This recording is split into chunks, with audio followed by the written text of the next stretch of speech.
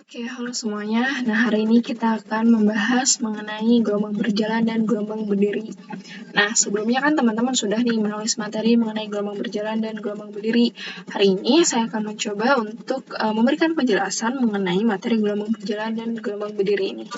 Oke, pertama, adapun outline pembahasannya yaitu yang pertama adalah mengenai gelombang berjalan. Nah, di sini saya akan menjelaskan definisi dari gelombang berjalan, besaran-besaran yang ada pada gelombang, dan persamaan pada gelombang berjalan.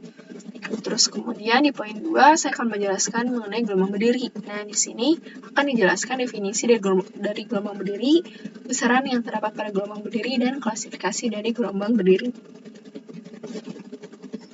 Nah, pembahasan pertama itu mengenai gelombang berjalan. Nah, definisi dari gelombang, kita coba lihat dulu definisi dari gelombangnya dulu ya, sebelum ke definisi dari gelombang berjalan. Nah, gelombang itu merupakan rambatan dari getaran, kan ya? Nah, gelombang ini dia merambatkan energi melalui medium merambatnya. Nah, berdasarkan klasifikasi gelombang, berdasarkan amplitudonya, itu dibagi menjadi dua, ada gelombang berjalan dan gelombang berdiri. Nah, gelombang berjalan itu adalah gelombang yang kalau misalnya kita tinjau berdasarkan amplitudonya, itu merupakan gelombang yang amplitudonya tetap. Nah, ini melihat definisi bahwa gelombang berjalan itu adalah gelombang yang berambat dalam medium yang cukup panjang sehingga tidak terjadi pembentulan. Hal inilah yang menyebabkan gelombang berjalan itu tidak memiliki perubahan amplitudo atau amplitudo di setiap titiknya itu sama. Nah, adapun besaran-besaran dari gelombang berjalan, nah yang pertama ada puncak dan dasar. Nah, puncak adalah titik tertinggi pada gelombang, sedangkan dasar adalah titik terendah pada gelombangnya. Kalau misalnya kita lihat di gambar, B itu merupakan puncak dari gelombang, dan D adalah dasar dari gelombangnya. Nah, di gelombang juga terdapat bukit dan lembah. Nah, bukit adalah lengkungan ke arah bawah. Jadi, kalau misalnya kita lihat di gambar, bukit dari gelombang itu ditunjukkan oleh lengkungan ke arah bawah. Nah, sedangkan lembah itu ditunjukkan oleh lengkungan ke arah atas. Kalau misalnya kita lihat di gambar, berarti bukit itu ditunjukkan oleh O, B, C, dan lembah itu ditunjukkan oleh C, D, E. Nah, adapun besaran lainnya itu panjang gelombang. Nah, panjang gelombang itu merupakan jarak dari puncak terdekat. Nah, di sini bisa dilihat B ke F itu merupakan satu lambda atau satu panjang gelombang. Terus atau satu panjang gelombang itu adalah jarak dari dasar terdekat. Nah, di sini D ke H itu merupakan satu lambda atau satu lembah dan satu bukit penuh. Jarak dari satu lembah ke satu bukit penuh.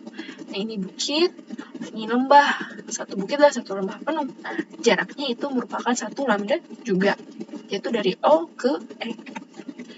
Nah, besaran selanjutnya ada frekuensi. Nah, frekuensi itu merupakan banyaknya getaran yang dihasilkan gelombang dalam satu satuan waktu. Misalkan nih, dalam satu satuan waktu itu diperoleh, misalnya dalam 1 detik ya, diperoleh sebanyak 2 gelombang penuh. Nah, berarti frekuensinya itu sebesar 2 Hz. Nah, selanjutnya ada periode. Nah, kalau misalnya periode itu adalah waktu yang diperlukan untuk membentuk satu gelombang penuh. Jadi misalkan nih untuk membentuk satu gelombang penuh seperti ini, dari O, B, C, D, E, nah itu diperlukan waktu 2 second misalkan. Nah, berarti periodenya itu adalah 2 second. Kayak gitu. Nah, selanjutnya persamaan dari gelombang berjalan. Kalau misalnya kita gambarkan kembali gelombangnya, bisa dilihat bahwa bentuk dari gelombang berjalan ini menyerupai grafik sinus, sehingga untuk persamaan simpangan dari gelombang kita bisa menggunakan persamaan berikut nih, yaitu adalah simpangan gelombang atau jarak dari titik gelombang terhadap sumbu Y. Nah, Y sama dengan A sin omega T plus Kx. Nah, A di sini adalah amplitudo, omega di sini adalah kecepatan gelombang, dan K adalah bilangan gelombangnya. T di sini waktu, dan X menyatakan jarak gelombang dalam sumbu X-nya. Kemudian ada persamaan kecepatan. Nah, persamaan kecepatan di sini itu adalah turunan pertama dari persamaan simpangan. Nah, simpangan Y per D. Harusnya per dt ya, D per dt. Berarti di sini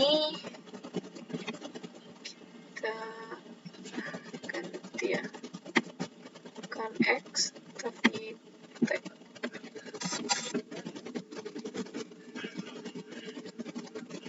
Ya, harusnya dt.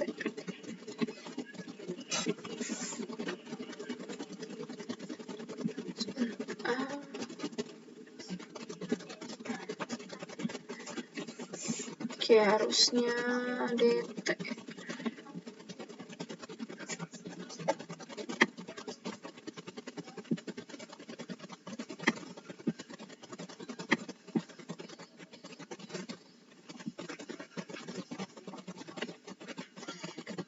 Oke, terus di sini adapun persamaan kecepatannya berarti turunan pertama dari persamaan kecepatan, yaitu A sama dengan dv per dx sama dengan plus minus. Di sini saya lupa menyatukan A omega ya, omega kuadrat sin omega t plus minus kx, seperti itu. Oke, mungkin